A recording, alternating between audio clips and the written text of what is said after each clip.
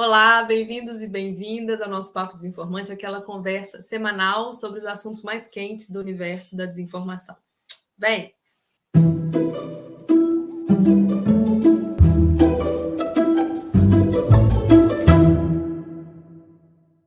pois é, o jornalismo tão criticado, tão combatido e talvez nunca tenha sido tão importante. Essa semana o Desinformante traz uns conteúdos super instigantes para quem se interessa pelo tema. A pesquisadora Marília Gerck, por exemplo, escreve na nossa seção Ponto de Vista sobre o jornalismo de dados e transparência e a importância dos dois no combate à desinformação. Ela traz a origem da prática na década de 60, quando ainda se chamava jornalismo de precisão, e buscava incorporar os parâmetros da ciência à prática da reportagem. A nossa seção Boas Polêmicas traz a seguinte pergunta: as mídias partidárias ou partidarizadas têm um papel na democracia e na garantia de informações de qualidade? A gente chamou o jornalista Andrei Neto e a pesquisadora e jornalista Ana Suzina para responder e trazer reflexões sobre esse debate. Nina Santos, traz para a gente o suco dessa discussão. Então, Ana, eu acho que essa é uma discussão super relevante por vários motivos, né? Claro que quando a gente está falando de desinformação de forma geral, o recorrer ao jornalismo, né, o recurso ao jornalismo, é uma das saídas possíveis para a gente ter uma garantia de uma informação que é produzida com um certo nível de qualidade, de respaldo, etc.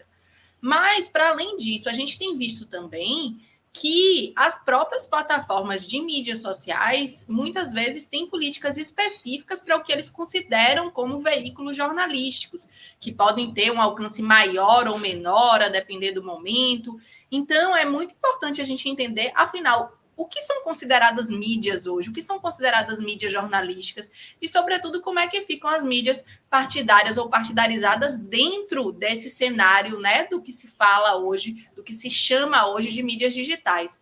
E aí tem um debate muito interessante colocado lá no Boas Polêmicas, que eu acho que levanta vários pontos relevantes para a gente pensar quando a gente fala desse tema. Por um lado, a Ana Suzina vai falar primeiro da importância dessas fontes para a diversidade de informação, né? Ela vai ressaltar que a gente tem no Brasil e na América Latina um cenário muito concentrado de mídias e que essas mídias que de alguma forma estão associadas a um determinado ponto de vista, a uma determinada maneira de ver o mundo, acabam muitas vezes incluindo, né, formas de ver, representações sociais, grupos sociais que não aparecem na grande imprensa. Então, acabam sendo uma forma de lutar contra o que ela chama de desertos informativos. E, por outro lado, ela vai destacar também que a gente não pode tratar simplesmente da oposição entre mídias partidárias e mídia corporativa, como se a mídia corporativa fosse completamente isenta, por exemplo, como se ela também não representasse um determinado ponto de vista. Então, a discussão ela é muito complexa, né? Já o Andrei Neto, ele vai trazer um ponto de vista que é semelhante, né, de que as mídias partidárias têm sim um papel dentro da democracia, mas ele vai alertar também para riscos que estão colocados a partir do desenvolvimento e do grande acesso a essas mídias.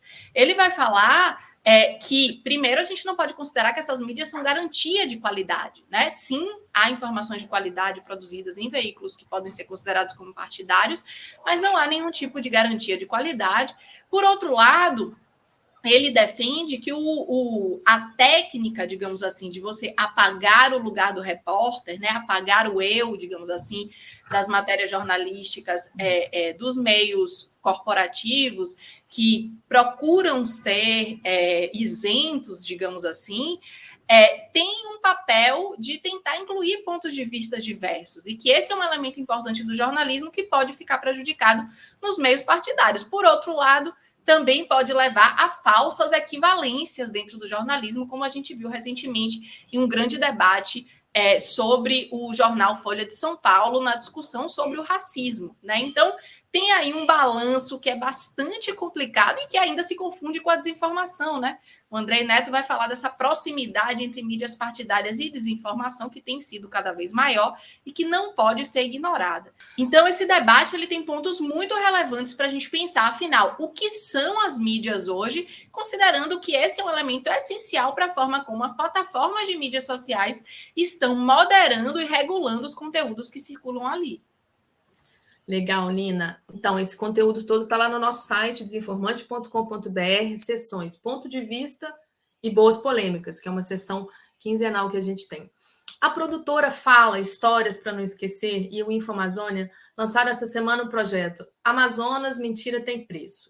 Ele é fruto de 8 meses de investigação sobre as redes de desinformação no Amazonas. É contigo, Liz.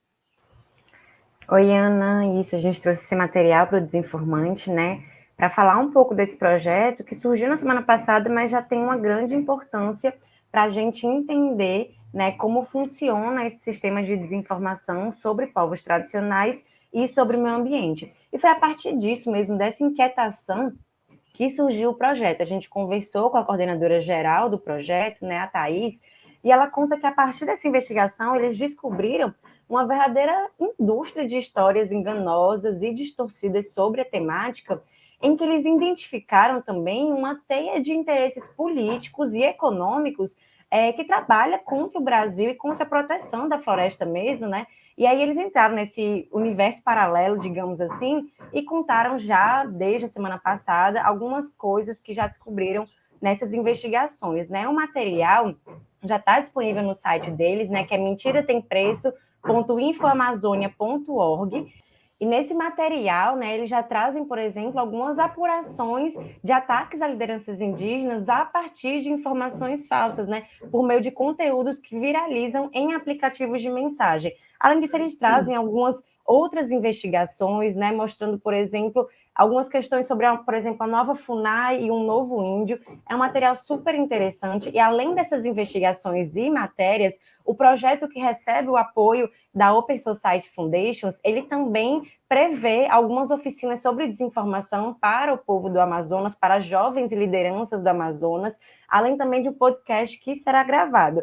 Esse conteúdo todo já está lá no site, né, do desinformante.com.br, e também você pode conferir essas primeiras apurações no mentiratempreço.infoamazônia.org. E, né, desculpa para os ouvintes que tem uma obra aqui do lado, mas faz parte. Total, Liz, vida real, vida que segue.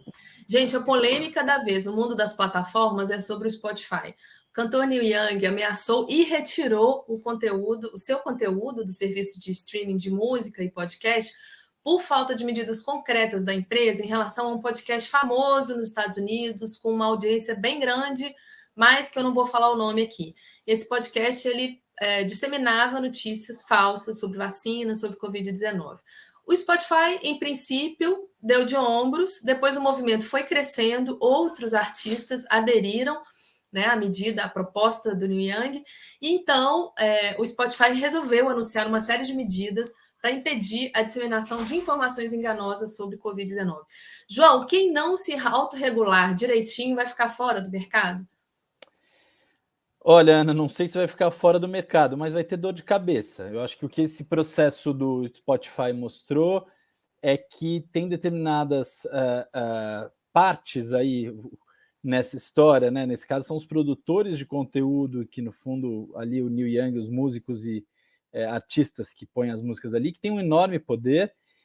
E a gente viu isso acontecer em outros casos também. A gente viu isso acontecer aqui no caso do Twitter, a pressão que eles receberam de usuários a partir de uma campanha do Sleeping Giants para poder abrir um canal de denúncia de desinformação. A gente está vendo isso acontecer agora com o YouTube, e de fato acho que a pressão da sociedade a partir de algumas estratégias um pouquinho mais sofisticadas aí está mostrando resultado. No caso do Spotify, também pesou muito a questão dos acionistas, né? As ações, a hora que o tema esquentou, as ações da empresa caíram, porque provavelmente os acionistas viram um risco de uma avalanche, de uma bola de neve que ia crescendo, e à medida que os artistas vão tirando músicas da plataforma, isso também vai fazendo os seus usuários optarem por outros serviços. Acho que o fundamental nessa história é que nós continuamos à deriva na discussão sobre desinformação, quer dizer, não há iniciativas relevantes